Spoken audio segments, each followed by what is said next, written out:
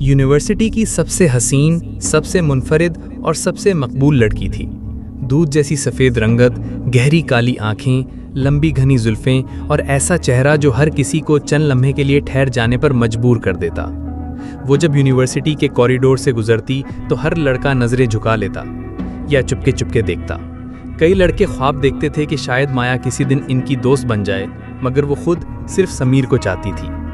Sameer university का सबसे handsome, दिलकश और कॉन्फिडेंट लड़का था, मगर उसकी आंखों में कुछ ऐसा था जैसे वो किसी की नज़र में नहीं आता, बल्कि खुद दूसरों को परखता है। उसका माजी कई लड़कियों के जज्बात और जिस्मों से भरा पड़ा था।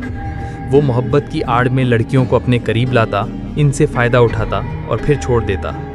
लेकिन माया, एक मासूम, सच्ची मोहब्बत करने वाली लड़की, उसके झूठे प्यार के जाल में आ चुकी थी।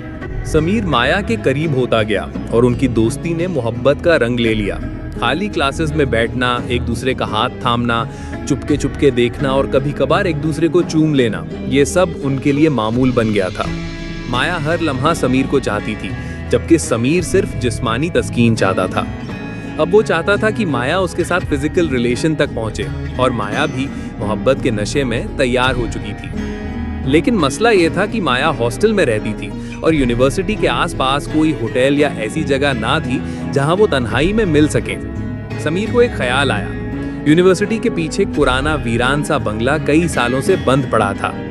उस बंगले के मालिक बरसों पहले यूरोप चले गए थे और बंगले की चाबी माली के पास थी। माली अब पुराना हो चुका था और बगैर तनख्वाह के बंगला देखने में भी दिलचस्पी नहीं लेता था। समीर ने उस माली को पैसों का लालच दिया और चाबी हासिल कर ली, मगर चाबी देते वक्त माली ने एक बात बड़ी सख्ती से कही, बेटा जो मर्जी करना, पर सीढ़ियों के पीछे जो काला दरवाजा है उसे कभी मत खोलना, वहां कभी ना जाना। समीर ने मुस्कुराकर हामी भर ली। अगले दिन क्लासेस के बाद समीर माया को छुपकर बंगले ले गया। बंगला खाली, खामोश और सुनसान था। दीवारों पर पुराना रंग था, कुछ जगहों पर जाले, लकड़ी की सीढ़ियां और फर्श पर गर्द, मगर तन्हाई उनके काम आ रही थी। माया मोहब्बत की नज़र से हर चीज़ को खूबसूरत समझ रही थी, मगर समीर का मकसद अलग था। ये उनका मामूल बन गया। हर दूसरे दिन समीर माया को बंगले में ले आता और वहाँ वो सारी हदें पार करते।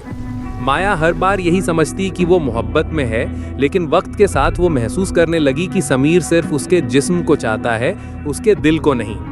एक दिन माया ने समीर से कहा, ये रोज रोज बंगले आना ठीक नहीं, हमें कुछ वक्त लेना चाहिए। लेकिन समीर, जिसके लिए माया अब सिर्फ एक शौक बन चुकी थी, अपने मकसद से पीछे नहीं हटा।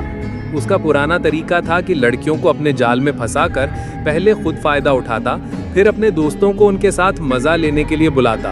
अब वही इरादा उसके दिमाग में माया के लिए भी था। एक दिन यूनिवर्सिटी की कैंटीन में बारिश हो रही थी। माया और समीर चाय पी रहे थे। समीर के दोस्त पास से गुजरते हैं और अजीब नजरों से देखते हैं। एक ने कहा, यार समीर, आज तो मौसम बहुत रोमांटिक है, हमें भी कुछ खिला दो। सब हंसने लगे। माया को अजीब सा एहसास हुआ। माया ने कहा, समीर, आज के बाद हम तन्हाई में नहीं मिलेंगे जब तक शादी ना हो जाए। समीर ने मोहब्बत भरे लहजे में कहा, बस आज की रात, एक आखिरी बार, वादा करता हूँ फिर तुम्हारी हर बात मानूंगा। माया नरमी से मान गई। शाम को तेज बारिश में वो बंगले पहुंचे, मगर माया के कदम वहीं रुक गए जब उसने देखा समीर के 3 दोस्त पहले से बंगले में मौजूद थे। माया का दिल धड़कने लगा। ये सब यहाँ क्या कर रहे हैं? समीर ने कहा, बारिश की वजह से ये लोग घरों नहीं जा सके, परेशान मत हो, हम ऊपर चलते हैं। माया के दिल में खौफ था। वो बार बार कहती रही, समीर प्लीज मुझे वापस ले चलो, मैं ठीक नहीं हूँ। लेकिन समीर ने कमरा बंद कर दिया और उसे जबरदस्ती करने लगा। माया रोती रही, चीखती रही, तुम ऐसा कैसे कर सकते हो, हम मोहब्बत करते हैं। समीर जोर जोर से हंसने लगा। मोहब्बत? तुम सच्ची हो, लेकिन मैं नहीं। अब मेरे दोस्त भी तुमसे मोहब्बत करेंगे। माया रोती हुई कमरे से भाग निकली, दरवाजे की तरफ दौड़ी, लेकिन दरवाजे के बाहर समीर के दोस्त बैठे थे। माया ने फरियाद की, भाई खुदा का वास्ता, जाने दो। दोस्त बोले, ऐसे कैसे, हम भी तो तुमसे मोहब्बत करेंगे। माया ने ऊपर की तरफ दौड़ लगा दी। सीढ़ियों के पास एक लड़का खड़ा था। वो उसे धकेल कर आगे बढ़ी और वही काला दरवाजा खोल दिया जिसके बारे में माली ने सख्ती से रोका था। दरवाजा खुलते ही माया रुक गई, एकदम खामोशी छा गई। फिर माया की आंखों का रंग बदलने लगा, चेहरे पर वो खौफ बाकी न रहा। जो माया अभी रो रही थी वो अब मुस्कुरा रही थी, एक अजीब पुरइसरार खाली मुस्कुराहट। माया ने एक दोस्त को बुलाया, राजू इधर आओ। राजू मुस्कुराता हुआ अंदर गया, लेकिन लम्हों में उसकी चीख भी ना निकल सकी। माया ने उसकी गर्दन पर दांत गाड़े और सारा खून पी गई। बाहर बिजली कड़कने लगी। माया बाहर निकली, होंठ खून से भरे हुए, और चीख कर कहा, मोहब्बत करना चाहते थे ना, आओ करो मोहब्बत। माया ने एक एक करके सबको खत्म किया। चीखें, गरज, खून, और समीर बेबस रोता रहा। माया के जिस्म से एक औरत निकली, खौफनाक आंखें, चेहरे पर खूनी मुस्कुराहट। माया रो कर बोली, तुम कौन हो? वो औरत बोली, मैं भी तुम्हारी तरह मोहब्बत में पागल थी। 20 साल पहले मेरे साथ भी यही हुआ। मुझे मारकर उस कमरे में बंद कर दिया गया। तुमने मुझे आज़ाद करके अपना और मेरा बदला पूरा कर दिया। समीर रोने लगा। माया से कहा, इससे कहो मुझे माफ़ कर दे।